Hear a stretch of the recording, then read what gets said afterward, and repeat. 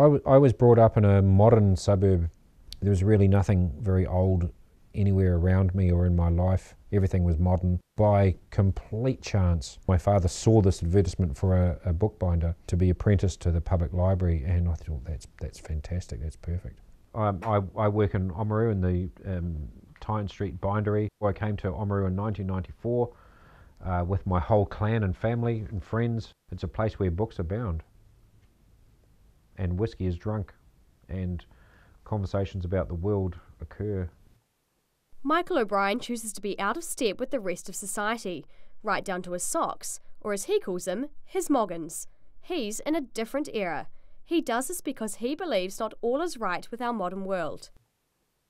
There's a German word which in English is translated to mean a fool or a madman who wishes to change the world for the better. I have tried, you could say naively, to change the world, thinking that coming here to this town was the way to achieve it. Jesus did not come from Rome, which was the centre of that empire. He came from a place called Nazareth that nobody had heard of. It was completely off the planet. It was like Oamaru. Who's ever heard of that? Nobody. So I knew that if you try a revitalisation movement, it's a good thing to do it in a fringe place, which is a power vacuum. I see him as a visionary in that he has done a very good critique of society as it is. He's able to see what he agrees with and what he doesn't agree with in how society organises itself. I would prefer, even when I'm not feeling very good, the scorn of society rather than buckle to their values, because I dislike society's values so much that, well, if I was a Jew, why would I wear these Nazi clothes? Not all of society has scorned him. In fact, he has some definite supporters, even 1 or 2 followers. He's been like the catalyst for everything else that's happened down in the precinct and the old part of Oamaru. Most of the people, not all of them, but most of them would admit that they were drawn here because of Michael. Well, I earn my living as a traditional craftsman, self-employed traditional craftsman. Oh, well, Michael is very focused. Some would say obsessive. He's got a personal vision for himself, and he believes he's got to stick to it, which can be rather irritating at times if you disagree with him. So I follow a life illusion. You have to say, well, what the heck is a life illusion? A life illusion, I believe, is how a person pictures themselves. What I find difficult is being looked at by tourists and being a curiosity. A lot of people think I'm dressed up for tourism, you know, and I'm a town crier or some sort of paid clown. Modern 20th century golf socks being argyle socks with this diamond pattern, it's directly descended from Moggins. That's why they have diamond patterns on golf socks. Thank you. You're going to go and play golf? No. No. The only time I ever felt like playing golf was when I lived in London, and it was everything to do with walking on grass. Thank you. He did a lot from her with the whole Victorian thing, I think. And then he got fed up with that probably because people weren't doing it his way. They were only, you know, dressing up to come to work and then going home and just being normal. And so he thought, no, that's not good enough. I want to be more different. I want to shock people again. So further back in time. I'm just hoping that he won't, you know, go further back and start wearing the furs that he keeps on his floor in his room. For now, though, Michael is in the Jacobean era, a time before industrialisation and the commercialism it created. It's a Bible.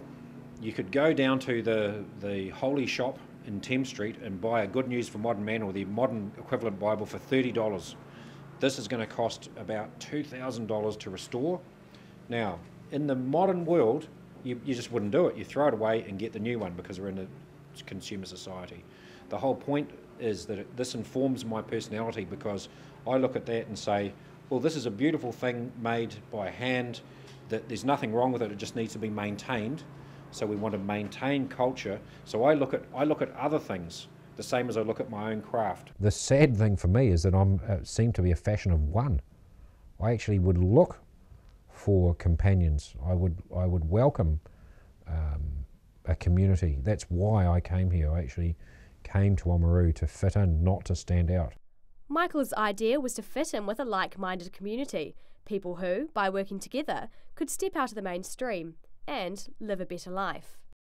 We've got this weird culture going on in Western society now where the aim is not to actually create good work most of the time, it's actually to earn money so that you can do nothing. Do nothing? Have you ever done nothing? It's not very much fun. Certain people in the community who were semi-on side might wear an old swan dry, now wear zip-up polar fleece. And what does that mean? How does a New Zealand farmer benefit out of the Chinese-made polar fleece made of recycled Coke bottles as opposed to an old swanny made of New Zealand sheep? Whoa! The majority would not want to live and be like Michael, but a lot of them actually quite admire him. I'm not embarrassed about him. People say, oh, you know, what about your dad? Isn't he weird? And don't you get embarrassed and like at school? But I think, well, good for him, you know. He's doing what he's doing, and a lot of my friends' parents just, you know, they're conforming to what they think, you know, being a parent, driving their kids to soccer and stuff. And they don't seem to me as happy as I think Dad is.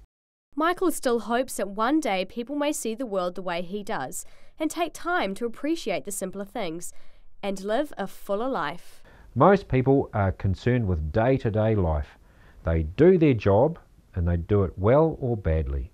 They come home, they cook dinner, they want to drink alcohol or smoke dope or whatever it is, or watch television and get out of it. And then there's a weekend, and maybe they'll go to golf or the bowling club, and that's their life. And before you know it, they have joined the bowls club and they're dead. And that's tragic. You know, that is tragic. I'm not a particularly religious person, but I don't believe we're put on earth to do that. I think that there's never ever been a period in the history of mankind where you've got as much conformity as you have now, and yet every person is under the delusion that they're an individual. I'm not. I'm trying to fit in. I'm not an individual.